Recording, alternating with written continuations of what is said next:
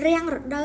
ដូវមកមិនទៀងទាត់រដូវមកទៀងដែរតែមកតិចហើយមានការឈឺចាប់ពេលមករដូវបើករណីបងប្អូនកំពុងតែជួបបញ្ហាទាំងអស់នេះនាងខ្ញុំសូមលើកទឹកចិត្តធ្វើការដោះស្រាយឲ្យទាន់ពេលព្រោះតែកាលណាបងប្អូនទុកបញ្ហានេះយូរវាអាចធ្វើឲ្យបងប្អូនមានផលប៉ះពាល់ទៅថ្ងៃក្រោយទី1បងប្អូនអាចងាយក្នុងការកើតមានរោគស្ត្រីដូចជាពពួកមេរោគផ្សិតទី2អាចធ្វើឲ្យបងប្អូនងាយក្នុងការកើតទៅលើបញ្ហាគិសសម្រាប់ទី3អាចធ្វើឲ្យបងប្អូនពិបាកនៅក្នុងការមានកូនទៅថ្ងៃក្រោយអញ្ចឹងបើសិនជាបងប្អូនមិនចង់ជួបបញ្ហាទាំងអស់នេះទេករណីមានបញ្ហារាំងរដូវមកអត់ទៀងឬក៏មានបញ្ហាតិចតួចគឺឆាប់ដោះស្រាយដុសដុំសាច់ប្រដាប់ភេទកើតកាមរោគសិម័នប្រមេះទឹកបាយប្រមេះទឹកថ្លាធ្លាក់សរមាស់មានក្លិនកើតផ្សិតទ្វារមាសរលាកស្បូនគិសស្បូនរដូវមកមិនទៀងរាំងរដូវពិសេសធ្លាក់សមកកកដំធ្វើឲ្យមានការក្តៅកាហាយទ្វារមាសស្ងួតទ្វារមាសពិបាកក្នុងការនៅជាមួយដៃគូបាត់បង់ចំណងផ្លូវភេទនាងខ្ញុំសូមណែនាំបងប្អូនអាចមកសាកប្រាវជាមួយនឹងផលិតផលធម្មជាតិ Fimi